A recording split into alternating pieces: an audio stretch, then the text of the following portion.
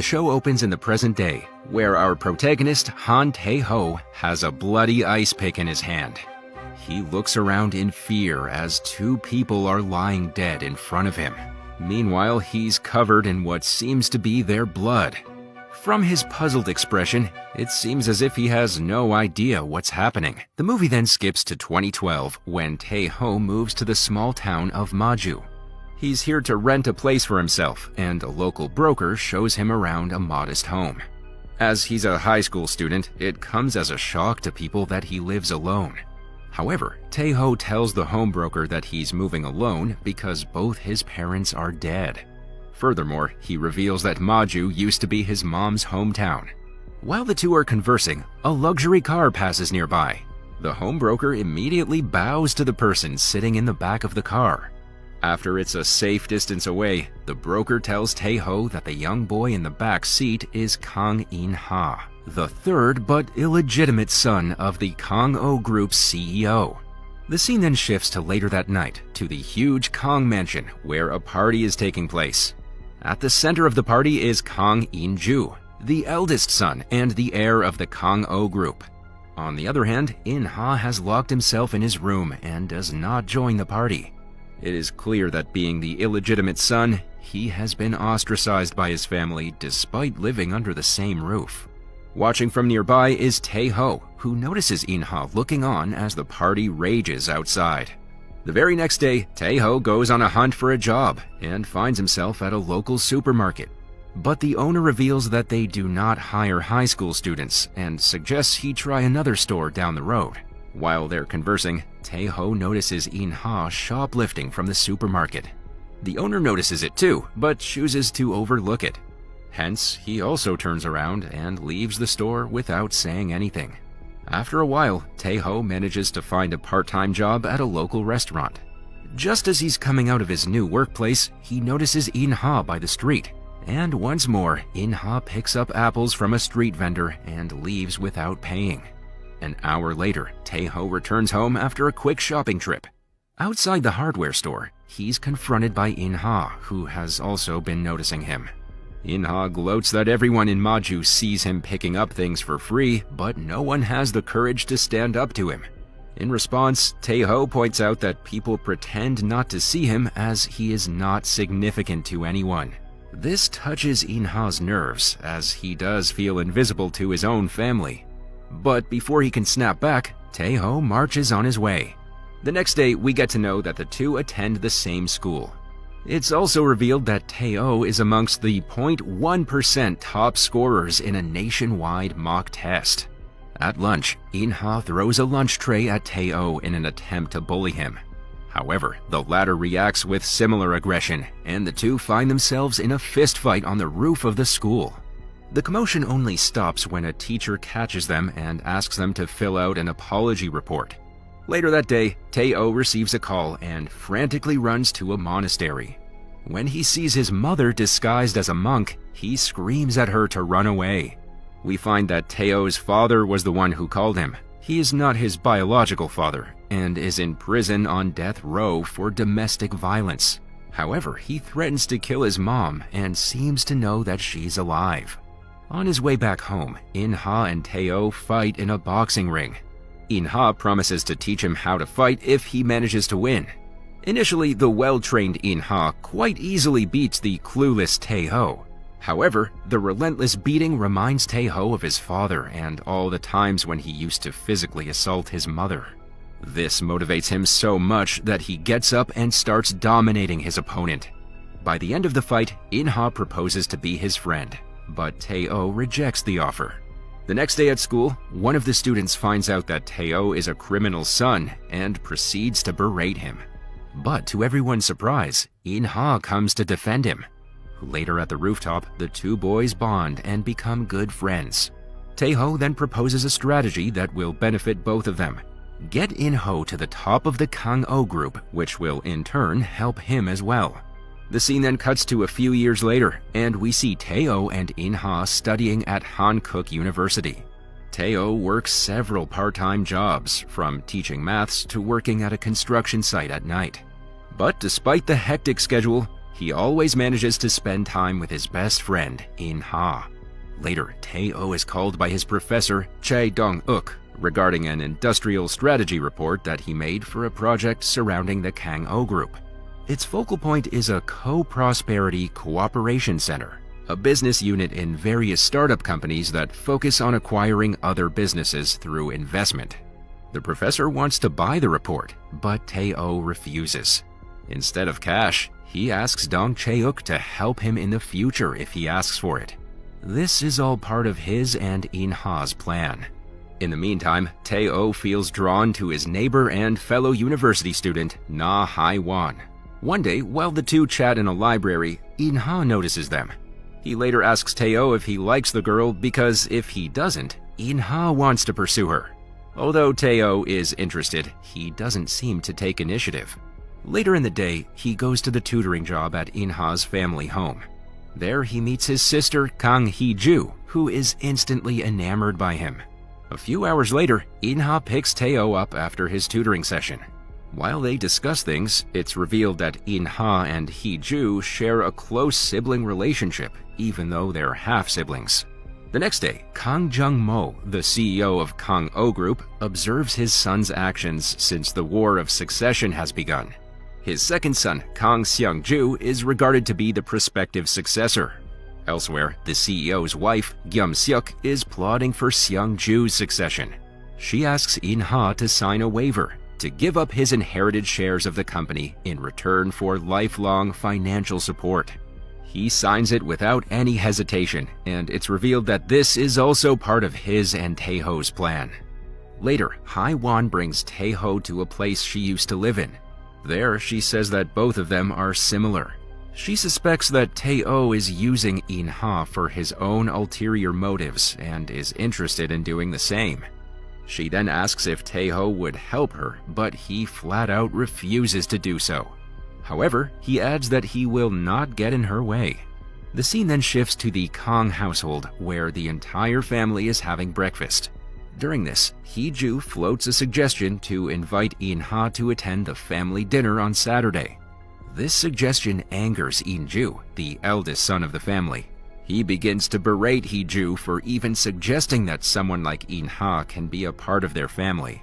However, despite protests from both In-ju as well as his mother, Jung-mo sides with his daughter and agrees to invite In-ha for dinner on Saturday. Later, Gyum-seok approaches her husband and asks him to reconsider his decision. Jung-mo is more clever than he looks, as he uses this opportunity to remind his wife that he is the one who owns Kang-oh Group. To her surprise, he also reveals that he knows about the contract that she forced In-ha to sign. Jung-mo then calls In-ha right in front of his disapproving wife and invites him to dinner on Saturday.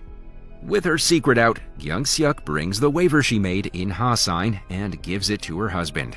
On the other hand, In-ha cannot believe that his father invited him to dinner at the family home. However, Tae-ho brings him down to earth and tells him that his father is a very cold and calculated person. Hence, he suggests his friend to pretend to be innocent with his family so as not to appear as a threat. Elsewhere, Jung-mo's second son, Kang Seung-ju, is also scheming to become the CEO of the company. He meets with Tae-ho's professor, Chae Dong-uk, for a discussion over the Co-Prosperity Cooperation Center. Seung-ju is extremely impressed with the report and offers the professor a good position at the organization. Later that evening, Hee-ju skips her class to have dinner with In-ha at a fancy restaurant. As they're talking, In-ha finds that their server is Hai-wan. Although he's taken aback, he greets her warmly. Later, he manages to corner Hai-wan when she's alone and asks her out on a date. But she claims that she's too busy these days due to work and studies. Her continuous rejections makes In-ha even more interested in her. The next day, he comes face to face with his older half-brother, In-ju, at the Kang household. The latter wastes no time in throwing a barrage of insults at him.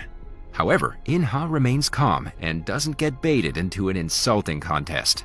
Soon, Hee-ju arrives at the spot and she defends In-ha. But this only infuriates In-ju and he starts insulting her.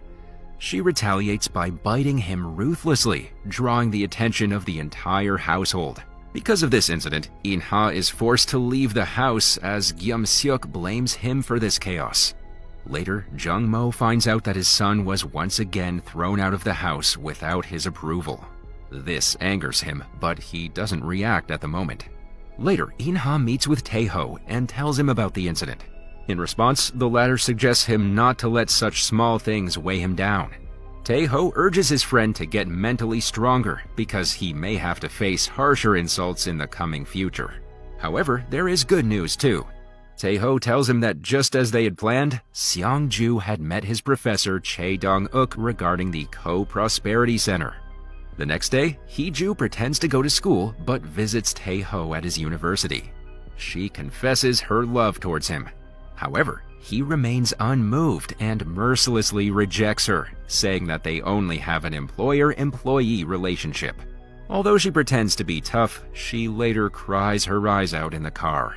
The scene then shifts to Hae-won's mother, Yoon Hyung-mi, who works at a shady gambling bar. She sees the owner bring in a lot of cash and cannot help herself. After making sure no one is looking at her, she steals some of it and runs away. Unfortunately, the next day, when the owner cannot locate Hyung-mi, they barge into Hae-won's class at the university to recover their money. However, she refuses to give them any money and suggests they find Hyung-mi herself or file a police complaint. Enraged, the owner slaps Hae-won and she slaps him back in retaliation. Just as he's about to slap her once more, Tae-ho comes to the rescue and stops the owner. Seeing the university security guards approaching, the owner and his goons run away. Later, when Hae-won and Tae-ho are alone, she shares that she isn't fazed because such events have often happened to her. She also refuses to run away because that will mean acknowledging that her mother is her family. That afternoon, In-ha gets the news about Hae-won being attacked by loan sharks. He calls her, but she purposely ignores it. Worried, he rushes to her university. When he eventually finds her, he proceeds to give her a kiss. Just then, Tae-ho arrives at the scene and he catches them in the act. Later that evening, we see that Tae-ho is bothered by what he saw earlier. As he's on his way home, he meets Hae-won, who's moving into In-ha's house temporarily. Usually a calm person, Tae-ho finds his patients disappearing and he asks Hae-won to not go. He wants to have a future with her, but Hae-won tells him that he will regret his decision as it will push In-ha away from him. She then leaves after reminding him that if she rejects In-ha, both of them will be in the lowest rung of the social ladder. Following this, Tae-ho goes back home utterly devastated. However, Hae-won, who's on the way to In-ha's house, has a change of heart. She comes back to Tae-ho and knocks on his door. But he thinks about what Hae-won had said earlier that he will regret if the two of them settle down. Just then, he receives a call from In-ha, while Hae-won continues knocking on his door. He makes a difficult decision and chooses to pick up In-ha's call. Outside, Hae-won also realizes that he's made the decision to keep the friendship with In-ha instead of the romantic relationship with her. Hence, she turns around and leaves him for good. The scene then shifts to years later on the 5th anniversary of the Co-Prosperity Cooperation Center. In-ha is one of the employees working there, and currently he welcomes his father Jung-mo and his half-brothers for the anniversary program. On the other hand, Tae-ho's university professor Chae Dong-uk has become a director of the project. Seong-ju, who is the vice president of the center, hired Chae Dong-uk so that he could have his trustable men in positions of power. During a meeting with Jung-mo, Chae Dong-uk introduces Tae-ho as the employee who wrote the ceremonial speech. After the meeting is over, the CEO tests Tae-ho by challenging the speech he made for the ceremony later on. He asks Tae-ho as to why the speech tries to paint an image of him which is different from the real image. Jung-mo keeps piling the pressure on Tae-ho and reveals that he knows all about his family. He attacks him with his background, saying that Tae-ho made his father look like a murderer. This catches Tae-ho off guard, and he almost agrees to leave his position at the company. But the chairman quickly reveals that this was only a test. Jung-mo adds that if Tae-ho wants to be successful, he'll have to learn to hide his emotions better and not let anyone know what he's thinking. Later, after the ceremonial speech, Tae-ho is appointed as Jung-mo's secretary. 5 years later, Tae-ho has become a close aide to Jung-mo. On the other hand, the tensions within the Kang family are increasing as the power struggle for the Kang-o group continues. Meanwhile, Jung-mo has picked a candidate to be the leader of a local political party named Han-mi Party. He plans that this candidate is going to help with his ambitious Royal Road project. The project involves building a large city on the west bank of Maju, which is going to become a country within a country. The site for the project has also already been purchased. Elsewhere, In-ha works in the IT branch of the center, whereas Hai-wan works in the political campaigning team. A quick scene also introduces a mysterious hacker who is informed about the ins and outs of the Kang-o group. The hacker sends a clip of Seung-ju meeting with Jo Sun-dong, the political opponent of the chairman's approved candidate. Later, Tae-ho, In-ha, and Hai-wan discuss this new development with each other. From their conversation, it's revealed that Seung-ju wants to increase his grip on Kang-o group. The first step to that is electing Sun-dong as the leader of Han-mi Party. A few days later, the party's election takes place, and Sun-dong wins the post of the leader by a wide margin. As Seung-ju and his mother celebrate, it's revealed that Sun-dong will be against the chairman's Royal Road project. Hence, his candidature for the Han-mi Party president is a threat to the CEO himself. In the following scene, Hai-wan and Tae-ho meet where he inquires if she's planning to marry In-ha. However, she responds that she hasn't thought about it yet. Tae-ho changes the topic and emphasizes that it will get difficult if they don't stop Seung-ju. He asks Hai-wan to bring him more inside intel that would help them. Elsewhere, Hee-ju is rebelling against her mother's decision to get her married. She visits Gyum-seok's office and declares that she is not going to agree to an arranged marriage. In the meantime, Hai-wan wiretaps the conversation of a colleague to find out more about Seung-ju's plan. At In-ha's place, Hai-wan reveals the conspiracy that Seung-ju and Sun-dong are planning to malign the CEO Jung-mo with charges of embezzlement and negligence. The next plan is to separate the Co-Prosperity Cooperation Center from the Kang-o group. Following this, Tae-ho meets with the mysterious hacker who gives him photos of Seung-ju and Sun-dong. Along with it, Tae-ho gains information about a fraud organization named Save Africa Refugee Relief, which is under a foundation named after someone called Jang Noik. Meanwhile, Gyum-seok meets with her husband's doctor and blackmails him to gain information about his health. It's here that she becomes aware that the CEO's heart condition is severe. Next, Tae-ho briefs CEO Jung-mo about the Save Africa project being used to launder money. The foundation is owned by Gyum-seok's family, and it's revealed that she is the one behind Sun-dong winning the post of Man-hee Party leader. Since the Co-Prosperity Cooperation Center is under a team led by Vice President Seung-ju, the plan of the takeover becomes apparent to Jung-mo.